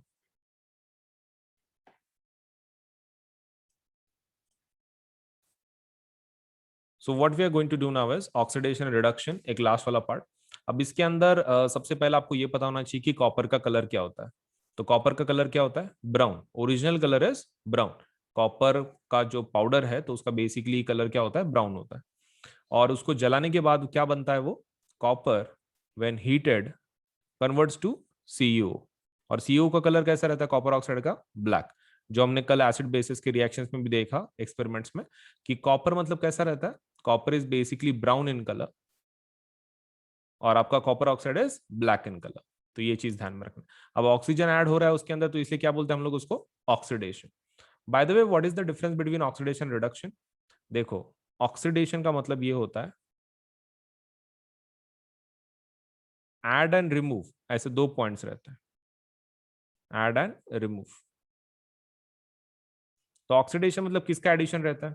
ऑक्सीजन का। और किसका रिमूवल हो सकता है? हाइड्रोजन। दोनों में से एक भी हो गया तो भी ऑक्सीडेशन हो रहा है। What about reduction? रिडक्शन के अंदर क्या ऐड होता है? हाइड्रोजन। और रिमूव क्या होता है? ऑक्सीजन। तो ऑक्सीडेशन मतलब एडिशन ऑफ ऑक्सीजन और removal of hydrogen. Reduction is उल्टा, उसका उल्टा, एडिशन ऑफ हाइड्रोजन या फिर रिमूवल ऑफ ऑक्सीजन। नाउ जब आपके पास एक रिएक्शन होगी कोई भी, तो एग्जाम में आपको क्या पूछेंगे? Please identify who is oxidising and who is reducing. तो मान लो आपके पास ये रिएक्शन है, CuO plus H2 gives something. अभी आपको कुछ लेना देना नहीं कि सामने क्या बन रहा है, सामने क्या बन रहा है, you don't have to worry about it. यहां पे पहले देखो, ऑक्सीजन किसके पास है? कॉपर के पास। Obviously must be oxidising agent, oxidising agent होगा। अगर ये ऑक्सीडाइजिंग एजेंट है तो हाइड्रोजन उसका उल्टा होगा। ऑक्सीडाइजिंग एजेंट का उल्टा क्या होता है? Reducing agent. ओके, तो ये आपके ये तो फिक्स हो गए कौन से ऑक्सीडाइजिंग एजेंट है और कौन से रिड्यूसिंग एजेंट है। ऑक्सीडाइजिंग मतलब कौन? जिसके पास ऑक्सीजन है, नहीं तो फिर रिड्यूसिंग एजेंट है। अब ऑक्सीडाइजिंग एजेंट क्या करता है? दूसरे को ऑक्सीडाइज करता है, उसका काम ही है। ऑक्सीडाइजिंग एजेंट का मतलब क्या होता है कि compound which is having oxygen itself, right, and जो दूसरे को ऑक्सीडाइज करेगा। अगर वो दूसरे को ऑक्सीडाइज कर रहा है तो खुद क्या हो रहा होगा? रिड्यूस हो रहा होगा। अगर वो दूसरे को ऑक्सीडाइज करेगा तो खुद क्या हो जाएगा? रिड्यूस। और अगर ये दूसरे को रिड्यूस कर रहे हैं, सब लेट्स से एक रिड्यूसिंग एजेंट है, दूसरे को रिड्यूस कर रहे हैं, तो खुद के साथ क्या हो रहा होगा? ऑक्सीडाइज। तो ये चीज ध्यान में रखें, कॉपर ऑक्साइड का क्या हो रहा है? रिड्यूस। H2 का ऑक्सीडाइज, या copper oxide is oxidising agent and H2 is a reducing agent. ये चारों में से एक भी अगर आपको मिल गया, चारों में से एक भी मिल गया, that is more than sufficient to write down in the exam. Identify करने के लिए आएगा, आपको रिएक्शन देंगे, आपको पूछेंगे please identify oxidising agent, reducing agent, reduction किसका हो रहा है और ऑक्सीडेशन किसका हो रहा है। Now these reactions are called as redox reaction. अपने हिसाब से these are called as redox reaction. कुछ एग्जांपल्स है उसके, जैसे कि ZnO plus carbon give Zn plus CO। अब यहां पर हम लोग आइडेंटिफाई करेंगे कि कौन क्या है। चलिए बताइए, ZnO ऑक्सीडाइजिंग एजेंट है कि रिड्यूसिंग एजेंट है? उसका ऑक्सीजन गायब हो रहा है, you can see in the second step. ZnO क्या लगता है? OA की RA? Oxidising agent, reducing agent? OA की RA चैट बॉक्स में लिखो। Oxidising, OA oxidising. तो कार्बन क्या हो गया फिर? Carbon must be RA, reducing agent. Okay, अगर ये ऑक्सीडाइजिंग एजेंट है तो इसके साथ क्या हो रहा होगा? अगर ये ऑक्सीडाइजिंग एजेंट है तो इसके साथ क्या हो रहा होगा? रिडक्शन। और अगर ये रिड्यूसिंग एजेंट है तो उसके साथ क्या हो रहा होगा? ऑक्सीडेशन। ओके, उल्टा लिख देना है, बस उल्टा लिख देना उसका, वेरी सिंपल। चलिए अभी वैसे ही MnO2 का प्लीज आइडेंटिफाई करके दीजिए। MnO2, MnO2 क्या है? OA RA। MnO2 OA, OA। तो HCl RA हो गया, फिर HCl RA हो गया, उल्टा कर लो उसको। ये अगर ऑक्सीडाइजिंग है, ऑक्सीडाइजिंग एजेंट है, तो इसके साथ क्या हो रहा होगा? रिडक्शन। ऑब्वियसली रिडक्शन हो रहा होगा उसके साथ। और अगर रिड्यूसिंग एजेंट है तो क्या हो रहा होगा? Oxidation.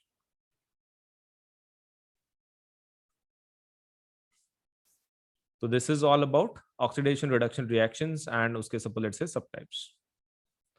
Now let us talk about corrosion, but if there is anything in between, let me just ask. Okay. So now we are going to have some examples of, let's say, oxidation reactions in everyday life. पहला example किसके बारे में देखेंगे? corrosion. Now what is corrosion? corrosion का मतलब क्या होता है? corrosion का मतलब होता है gradual destruction of metals. gradual destruction of metals. जैसे कि कौन से मेटल? जैसे कि कॉपर, सिल्वर, आयरन, इनका सपोज ग्रेजुअल डिस्ट्रक्शन अगर हो रहा है तो उसको क्या बोलते हैं? करोजन बोलते हैं. ओके, तो उसका और ऑक्सीडेशन के क्या संबंध है? देखो, करोजन का मतलब क्या है? Gradual destruction, right? And corrosion can happen for an number of reasons. बहुत सारे रीजंस के थ्रू करोजन हो सकता है, नंबर ऑफ रीजंस.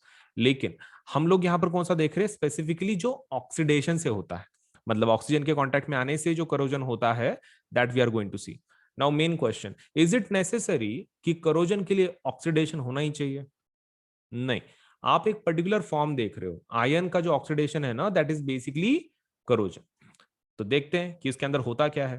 तो आपका डेफिनेशन क्या है? When a metal is attacked by substances around it such as moisture and acids, it is said to corrode and the process is called as corrosion. और आपको colour ध्यान में रखने सिर्फ यहाँ पे, क्योंकि आयन के लिए स्पेशल वर्ड है, वो क्या है? रस्टिंग. ओके, ठीक है, आयन के लिए स्पेशल वर्ड है करोजन का, that is called as rusting of iron. अब आपके तीन कलर कौन से होंगे आफ्टर करोजन? आयन तो आपको पता है रेडिश ब्राउन में हो जाता है. आयन का कलर क्या रहता है? Reddish brown. ओके, तो दिस वाज फिक्स्ड. दूसरा कोई कलर है और? हाँ, सिल्वर. सिल्वर का कलर क्या हो रहा है? Black. Any another colour let's say कि जो अपीयर हो रहा है कॉपर के ऊपर? Green colour. सो ये एग्जांपल्स हैं. अब नीचे तुमको पूछेंगे कि भाई आयन का स्टडी इतना इंपॉर्टेंट क्यों है, या फिर हम लोग उसका करोजन हो रहा है तो देख भी क्यों रहे हैं? तो आपको क्या लिखना है? We are studying corrosion of iron, the reason being many of the materials या फिर industrial revolution has, let's say, progress हुआ है बिकॉज ऑफ आयन का डिस्कवरी का वजह से. सो एंड ऊपर से मेंटेनेंस के लिए काफी खर्चा करना पड़ता है आयन के. तो because of that we study corrosion so that we can have scientific solution to these real life problems. ये रियल लाइफ प्रॉब्लम्स के लिए साइंटिफिक कुछ एक सोल्यूशन हो, इसके लिए हम लोग क्या कर रहे हैं? करोजन का स्टडी कर रहे हैं. Now let us talk about rancidity. Rancidity क्या है? रैंसिडिटी मतलब जब आपका खाना, आप और जो आपका खाना है उसका क्या चेंज हो जाता है? Test and smell. ओके, ठीक है. So what is rancidity? When smell and taste change of the food, उसको क्या बोलते हैं? रैंसिडिटी बोलते हैं. मतलब जहां पर आपका स्मेल एंड टेस्ट चेंज हो गया खाने वाला. अब ये क्यों होता है? वो रीजन ये है कि आपके खाने के अंदर क्या रहता है? Fats and oils. तो तो ये क्या करते हैं कि ये सपोज पर्टिकुलरली किसके कांटेक्ट में आते हैं? ऑक्सीडेशन के, लेट्स से ऑक्सीडाइजिंग एजेंट के कांटेक्ट में आते हैं, दैट मींस ऑक्सीजन के कांटेक्ट में आते हैं. और ये फैट और ऑयल क्या बनाते हैं? They turn rancid and the smell, let's say the taste change. तो बेसिकली किसके और किसके बीच में रिएक्शन हो रही है? फैट और ऑयल्स इन दी फूड प्लस किसका रिएक्शन हो रहा है? ऑक्सीजन का. फैट और ऑयल जो भी है उसका किसके साथ रिएक्शन हो रहा है? ऑक्सीजन के साथ. And because of that what is happening is, अपना जो खाना है वो क्या हो गया? बर्बाद हो रहा है. अब उसके लिए सोल्यूशन क्या है? सबसे पहला, एयरटाइट कंटेनर रखो. जिसमें भी आप स्टोर कर रहे हो उसको क्या रखो? एयरटाइट कंटेनर रखो. उसके बाद the second solution is flush the bags of chips with nitrogen to prevent chips from getting oxidised. Another way is, एक तो आप एयरटाइट कंटेनर यूज करो, या फिर आप एक ऐसा बैग यूज करो जिसमें आप फ्लश कर रहे हो नाइट्रोजन के गैसेस को, या फिर third thing antioxidants. So there are three solutions: antioxidants, then containers आपके सेकंड नंबर के, और आपके चिप्स. आप क्या करना है? बैग को फ्लश करना है विद नाइट्रोजन. तो ये हमारे तीन पॉइंट्स है. So let us me ask about this. Okay, so plus के और आइकॉनिक के रेट्स कैसे हैं? Let me just tell you. देखो, हमारे पास दो टाइप के सब्सक्रिप्शन है. अगर आप क्लास नाइन्थ के लिए है तो क्लास नाइन्थ के सब्सक्रिप्शन ये रहे. ठीक है, 1 मिनट. अगर आप क्लास नाइन्थ में से है तो क्लास नाइन्थ के लिए ये दो सब्सक्रिप्शन है. अगर आप क्लास अगर आप क्लास 10th के लिए है तो ये 2 सब्सक्रिप्शन है।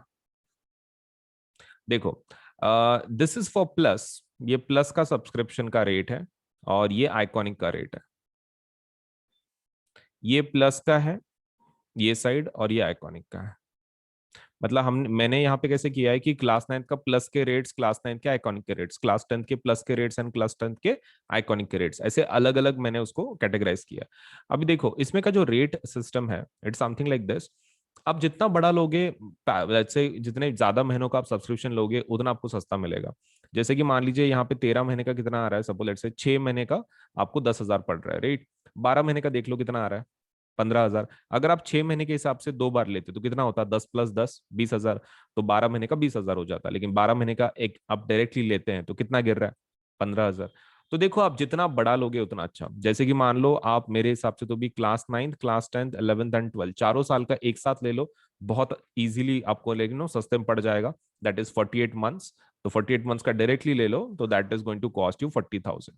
ठीक है, 40,000 आपको पड़ जाएगा, let's say the rate, if you apply for 48 months. वैसे ही आइकॉनिक अगर आप 48 मंथ्स का लेना चाहते हो तो 48 मंथ्स के लिए आइकॉनिक का रेट कितना है, 83,000। अब 83,000 इतना ज्यादा क्यों है प्लस के कंपैरिजन में? क्योंकि इसके फीचर्स वैसे हैं ना, आपको एक पर्सनल एक टीचर है कि जो आपके ऊपर ध्यान रख रहा है, इंडिविजुअल सपोर्ट है, 360 डिग्री सपोर्ट है। सो बिकॉज ऑफ दैट इसका जो रेट है प्लस से थोड़ा सा डबल है एंड थोड़ा सा अमाउंट ज्यादा है।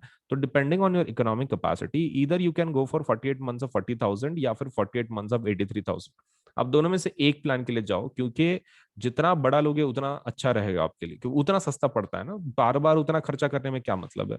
So I think you should go for either 48 months of plus और ईदर 48 मंथ्स ऑफ आइकॉनिक, तो 40,000 या फिर 83,000। अगर आप क्लास 10th के स्टूडेंट हैं तो आप एक काम कर सकते हैं, आप 36 महीने का ले सकते हैं। 36 मतलब 3 साल हो जाते हैं, that is 10th 11th 12th। 36 महीने का जो प्लस का रेट है दैट इज 32,000। कितना है, 32,000। तो you should go for this package 32,000। And अगर आप आइकॉनिक में जाना चाहते हैं तो द रेट इज 66,000। तो देखो देर आर टू रेट्स। 36 महीने का 10वीं का जो सब्सक्रिप्शन है वो कितना जा रहा है, दैट इज 32,000। एंड अगर 36 महीने की अगर आप आइकॉनिक की बात कर रहे हैं सो दैट इज 66,000। सो दोनों में से एक सपोज लेट्स से प्लान के लिए जरूर अप्लाई करो, क्योंकि कैसा है कि आप जितना बड़ा लोगे, मैं अगेन बोल रहा हूँ, उतना आपको सस्ता गिरेगा। एंड ऊपर से ये जो दोनों प्लान है ना, प्लस आइकॉनिक 9th का या फिर 10th का, इसके ऊपर 10% ऑफ है। 10% क्या है, ऑफ है, 10% डिस्काउंट है। सो उसके लिए क्या करना पड़ता है, ये आपको कोड इस्तेमाल करना पड़ता है। अब कौन सा कोड, तो आप कोड का, आप ये कोड ध्यान में रखना, that is AS Live 10, Ajinkya Solanke LIVE 10। अब ये कोड कहाँ पे लिखना है आपको, देखो आप सबसे पहले ऊपर टैप करोगे कि भाई आपको प्लस चाहिए कि आइकॉनिक चाहिए, राइट। मान लो आपने आइकॉनिक ले लिया, ठीक है, आइकॉनिक ले लिया और 48 मंथ्स का आप ले रहे हो। तो 48 मंथ्स को आपको क्या करना है, आइकॉनिक लेना है। नीचे पेमेंट का बटन होगा यहाँ पर, तो ये पेमेंट का बटन पे क्लिक नहीं करना है। उसके लेफ्ट हैंड साइड पे आपको एक कोड पूछा जाएगा, ठीक है, मतलब do you have a code वगैरह पूछा, आपको इसको टैप करना है सबसे पहले। आइकॉनिक को कर लिया, that is first step. Second step क्या है, इस कोड को आप ये कर लो, टैप कर लो। कोड के अंदर ये लिख देना है AS Live 10। आप कोड लिख दिए AS Live 10, फिर आप सपोज लेटर से वो प्लान को ले सकते हैं 48 मंथ्स का। आप जैसे ही कोड अप्लाई करते हैं ना, आपकी जो जो अमाउंट है ना आपको जो दिख रही है पेज के ऊपर, वो 10% कम होकर आपको दिखाई जाएगी। ठीक है, तो पेमेंट के बाद डिस्काउंट अप्लाई नहीं करना है, पेमेंट के पहले डिस्काउंट अप्लाई करना है। तो यहाँ पर कोड लिख देना है AS Live 10 Ajinkya Solanke LIVE 10, AS LIVE 10, और उसमें स्पेस नहीं देना है, ठीक है, it should be continuous. AS LIVE 10 continuation में लिखना है। आप ये कोड पे टैप कर दो, ये कोड लिख दो, आप उसको डन कर दो, तो इमीडिएटली आपका 10% कम होकर आपको अमाउंट दिखाई जाएगी। फिर आप प्लान को ले लो 48 मंथ्स को, और आप पेमेंट कर सकते हैं फिर इसके बाद। And payment can be done in both things. मतलब लाइक पेमेंट आप किसी भी फॉर्मेट में कर सकते हो, net banking, debit card, credit card, that is not a problem. And more over आप इसको पार्ट्स में भी पे कर सकते हैं, मतलब पार्ट्स में पे करने की फैसिलिटी भी है EMI की जैसे। तो आपको वो पेमेंट का बटन दबाने के बाद आपको बहुत सारे ऑप्शन मिलेंगे, तो उसमें पेमेंट बाय पार्ट्स आप वो ऑप्शन भी ले सकते हैं, ठीक है। So that facility is also there. अगर मतलब एकदम से इतनी अमाउंट आप पे नहीं कर सकते तो आप उसको पार्ट्स में भी पे कर सकते हैं, दैट्स अप टू यू, आपको कैसे पे करना है। बट बड़े प्लान के लिए जाओ ताकि आपको वो सस्ता मिले, right. So that is the most important part. And code को नहीं भूलना है, कि आपको कोड कौन सा यूज करना है, AS Live 10 for 10% discount. 10% discount के लिए आपको डेफिनेटली यूज करना है दी code that is AS Live 10, Ajinkya Solanke ASLIVE10। तो 10% डिस्काउंट जरूर ले लें, सस्ता बना दे अपने प्लान को। All you to do is use this code. ठीक है, तो कहीं लिख लो और जरूर अप्लाई करो आज ही, ताकि आपको सभी फीचर्स एक ही प्लेटफॉर्म पे सब कुछ मिल सके। राइट, सो वीडियो को लाइक करना है, चैनल सब्सक्राइब करना है, बेल आइकन जरूर दबाना है, उतना तो काम कर ही देना है। ठीक है, चलिए देन। ओके, तो हमारे पास देखो दो टाइप के सब्सक्रिप्शंस है। एक होता है प्लस सब्सक्रिप्शन, एक होता है आइकॉनिक सब्सक्रिप्शन। ठीक है, so this is the basic plan to get started. This is our basic plan. और आइकॉनिक मतलब क्या है, तुम ऐसा समझ सकते हो, प्लस का advanced version is iconic. Plus का advance version is iconic, so you can take your CBSE preparation to the next level with personal mentor. इसमें एक सबसे बेस्ट फीचर क्या है, आइकॉनिक में आपको एक पर्सनल मेंटोर असाइन किया जाता है। That is the best thing you are going to get in iconic subscription. तो ये आपके ऊपर है whether you want to go for plus subscription, आप प्लस के लिए जाना चाहते हैं या फिर आइकॉनिक के लिए जाना चाहते हैं, दैट इज स्टार। तो आपके ऊपर है। Right, this is one of our basic plans, and इसको आइकॉनिक हम लोग क्या बोलते हैं, 360 डिग्री सपोर्ट। तो दिस इज 360 डिग्री सपोर्ट। मतलब लाइक यू नो आपको एक कंप्लीट सपोर्ट मिल जाता है हमारी तरफ से, एक मेंटोर भी असाइन किया जाता है for your entire study. So plus में क्या क्या फीचर मिलेंगे, देखो प्लस में आपको सबसे पहला जो फीचर मिलेगा दैट इज आपको इंडिया के बेस्ट एजुकेट पढ़ाएंगे। मतलब आपको एक ही प्लेटफॉर्म पे सभी सब्जेक्ट का नॉलेज लेट से मिल जाएगा। मतलब ऐसा जरूरी नहीं है कि साइंस के लिए दूसरी जगह पे जाओ, मैथ्स के लिए ये पर्टिकुलर प्लेटफॉर्म पे जाओ। You can just visit let say हमारे ये प्लेटफॉर्म को, आप कभी भी इस प्लेटफॉर्म पे अगर गए, सपोज आपको हर एक सब्जेक्ट का नॉलेज, सपोज लेटर से मतलब हर एक चीज आपको हर एक सब्जेक्ट के बारे में इस प्लेटफॉर्म पे मिल जाएगी। You don't have to let से switch the platform just because आपको साइंस पढ़ना है तो ये प्लेटफॉर्म पे जाना है, मैथ्स पढ़ना है तो दूसरे प्लेटफॉर्म पे जाना है। कोई जरूरत नहीं है। हमारे पास प्लस सब्सक्रिप्शन अगर आप लेते हैं तो आपको एक ही प्लेटफॉर्म पे सभी फीचर्स मिल जाएंगे। Second thing is that we have interactive live classes. मतलब इसके अंदर आपको पढ़ाया जाता है। इंटरेक्शन का मतलब ये होता है कि टीचर आपको लाइव पढ़ाता है। मतलब इट्स नॉट लाइक कि रिकॉर्डेड क्लासेस हैं, लाइव क्लासेस होती हैं डेली बेसिस पे। तो जिसकी वजह से आप टीचर के साथ इंटरेक्ट कर सकते हैं। अगर आपको कोई चीज डिफिकल्ट जा रही है, आपको नहीं आ रही है, तो यू कैन लेट से आप इंटरेक्ट कर सकते हैं टीचर्स के साथ, and you can get your let say जो भी प्रॉब्लम्स है, कोई टॉपिक्स है, समझ के ले सकते हैं इन अ बेटर वे। तो इंटरेक्टिव लाइव क्लासेस का वही फायदा है कि आपको एजुकेटर से प्रॉपरली लेट से एक प्रॉपर अंडरस्टैंडिंग के साथ लेट से आपको एक टॉपिक समझ में आ सकता है। मतलब weather it is about doubt या फिर weather it is about let's say explanation part, आपको बहुत ही क्लियर तरीके से आपको समझ में आएगा विद लेट अस से the teachers of the plus subscription. अब बात करते हैं लाइव टेस्ट एंड क्विजेस। देखो कैसा है ना, पढ़ाने का तरीका अलग होता है। देखो एक तो इंडिया के बेस्ट एजुकेटर्स हैं, मैं ऐसे नहीं बोल रहा हूँ educator, I am saying educators. क्यों, इसका फायदा क्या है, देखो कैसा होता है। जब आप लोकल ट्यूशन कुछ लगाते हो तो आपको एक पर्टिकुलर सब्जेक्ट के लिए सपोज एक टीचर होता है, राइट। साइंस के लिए एक टीचर, मैथ्स के लिए एक टीचर। तो इसमें वैसा नहीं है। इसमें कैसा रहता है कि प्लस में आपको बेस्ट फायदा वही है कि आपको बहुत सारे एजुकेटर मिलते हैं। सो बिकॉज ऑफ दैट आपको इसका टेंशन नहीं है। मतलब लाइक यू नो बीच में अगर हो सकता है कि आपको किसी टीचर का टॉपिक समझ में नहीं आ रहा हो एक आधा, तो आप क्या कर सकते हैं, आप एजुकेटर को चेंज कर सकते हैं। मतलब दैट फैसिलिटीज ऑल्सो देयर।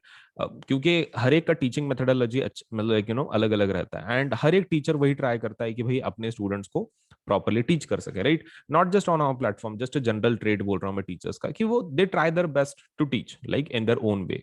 लेकिन अभी कभी कभार ऐसा हो सकता है कि आप किसी टीचर को कनेक्ट नहीं कर पा रहे हो, मतलब एक मेथड, क्योंकि जैसे टीचर डिफरेंट होते हैं वैसे स्टूडेंट भी डिफरेंट होते हैं, and not every student can understand एक पर्टिकुलर लैंग्वेज एक आधे टीचर की। हो सकता है कि उस एक बेस्ट टीचर है लेकिन उसको किसी कोई एक ऐसा स्टूडेंट है कि जिसको कुछ समझ में नहीं आ रहा वो टीचर का।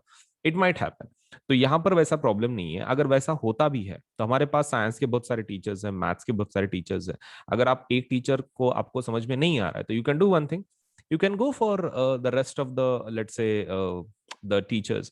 आप रेस्ट ऑफ द टीचर्स के लिए जा सकते हैं, कोई दूसरे टीचर को बदल के देख सकते हैं। आपको तो सभी टीचर्स का कोर्सेज अवेलेबल हो जाते हैं, so there is no problem, right. चलिए, सो बेस्ट टीचर्स आपको पढ़ाएंगे इंडिया के, and moreover you will be able to have live test and quizzes. अब ये क्या है, देखो अब पढ़ाई जब हो जाती है, मतलब जब टीचर कोई चीज पढ़ाता है आपको, one thing which is very important is the testing part. मतलब जब तक आप उसको याद करके आप ये उसकी टेस्ट नहीं दोगे, तब तक आपको पता कैसे चलेगा कि आपका नॉलेज सच में कंप्लीट हुआ है कि नहीं हुआ है। So that's a problem. So we have live test, like जैसे कि मतलब सब्जेक्टिव टेस्ट, ऑब्जेक्टिव टेस्ट वो है। हमारे पास क्विजेस भी हैं, मतलब लाइक एक कंपटीशन काइंड ऑफ। आपको सब लेट से एक स्टिपुलेटेड टाइम पीरियड दिया जाता है, उसमें आपको अगर टॉप लेवल पे अगर हो तो एक रैंकिंग के जैसा आपको एक quiz type of game type of सपोलेट से भी ऑफर किया जाता है। तो ये डेली बेसिस पे हम लोग बहुत सारे क्विज कंडक्ट करते हैं। उसका time table you can go into the quiz section, आप आपके एप्लीकेशन में क्विज सेक्शन में जा सकते हो and you can check it out. ठीक है, आप इसको चेक कर सकते हो। किसको? लेट्स से जो क्विज है डेली बेसिस पे कि भाई कौन सा क्विज है, सपोज उसमें कौन सा